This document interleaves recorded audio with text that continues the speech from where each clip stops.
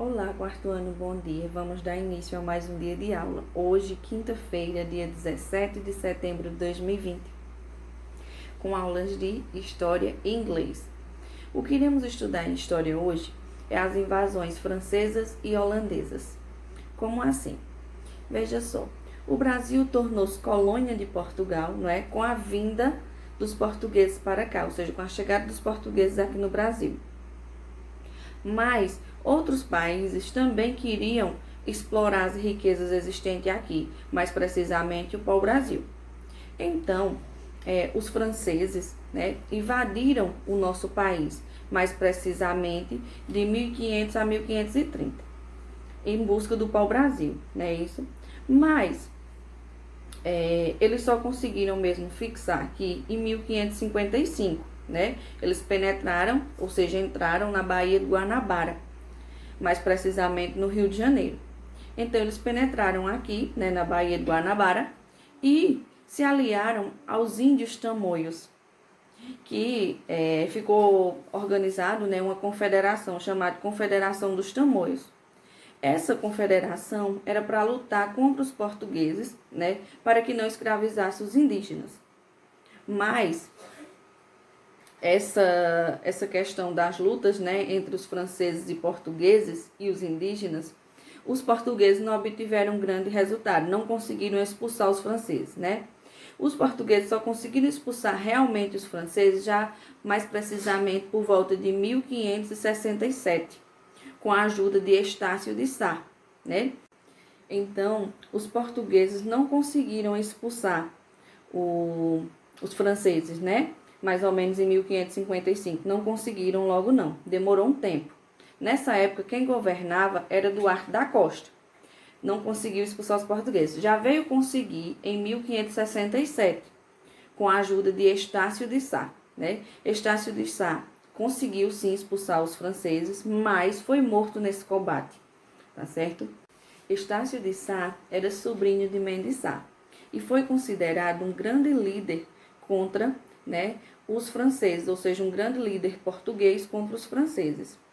Ele fundou também a vila de São Sebastião, né, no Rio de Janeiro, mais precisamente do Rio de Janeiro, né? Naquela época era a vila de São Sebastião, que posteriormente surgiu o Rio de Janeiro. Isso aí aconteceu mais ou menos por volta de 1565, então 2 anos antes da sua morte, não é isso? Os franceses não desistiram por aí. Como ele expulsou, né, os franceses em 1567, quando foi em 1612, os franceses voltaram novamente, mas não invadiram novamente na Baía de Guanabara. Já invadiram mais precisamente no Maranhão, mais acima, né, no litoral brasileiro. Então, ele invadiu, né, pelo Maranhão e fundaram o Forte de São Luís, que posteriormente se tornou a cidade de São Luís, ou seja, a capital, né, do Maranhão, São Luís. Quando foi em 1615, foi que os portugueses conseguiram novamente expulsar os franceses, tá certo? Mas, nesta época, os franceses, né, conseguiram invadir pelo o Maranhão e fundaram uma cidade. Qual foi a cidade? A de São Luís, né? Que foi, na verdade, o Forte de São Luís, em homenagem também a um rei. Então, eles fundaram a cidade, mas quando foi em 1615, os portugueses conseguiram expulsá-los novamente. Agora, vamos falar um pouquinho sobre as invasões holandesas. Como assim? Quando foi mais precisamente em 1580, certo? Com a morte do seu tio-avô, Dom Henrique I, o rei Filipe II era rei da Espanha, né? Mas com a morte do seu tio-avô, Dom Henrique I, ele passou a ser rei também de Portugal. Então, ele era rei da Espanha e rei de Portugal. Essas duas junções, né, entre a coroa portuguesa e a coroa espanhola, ficou conhecida como União Ibérica. Então, veja só, o rei da Espanha, Filipe II, era inimigo dos holandeses. Porém, os Países Baixos, que fazia parte da Holanda e que pertencia à Espanha, ficaram independentes, com a repreensão do rei, né, Filipe, que proibiu os holandeses de explorar o açúcar, que era uma grande riqueza da época, da América Portuguesa. O Brasil foi invadido 2 vezes pelos holandeses. Primeiramente, né, eles invadiram por Salvador, mais precisamente em 1624, e depois eles invadiram em 1630 por Pernambuco. Né? Então, eles invadiram 2 vezes. Uma vez entraram por Salvador, em 1624, e pela segunda vez entraram por Pernambuco, em 1630. Nessa invasão de Pernambuco, uma pessoa se destacou bastante, que no caso foi Maurício de Nassau. Inclusive, ele fundou uma vila, que na verdade hoje é Olinda, né? Então ele se destacou bastante, trouxe, como é que eu posso dizer, pessoas influentes para cá. Então veja só, Maurício de Nassau, ele era um alemão a serviço da Holanda, né? Como eu falei para vocês, ele se destacou bastante, né? Pois trouxe grandes serviços para cá, ou seja, fez Pernambuco progredir, né? Na época.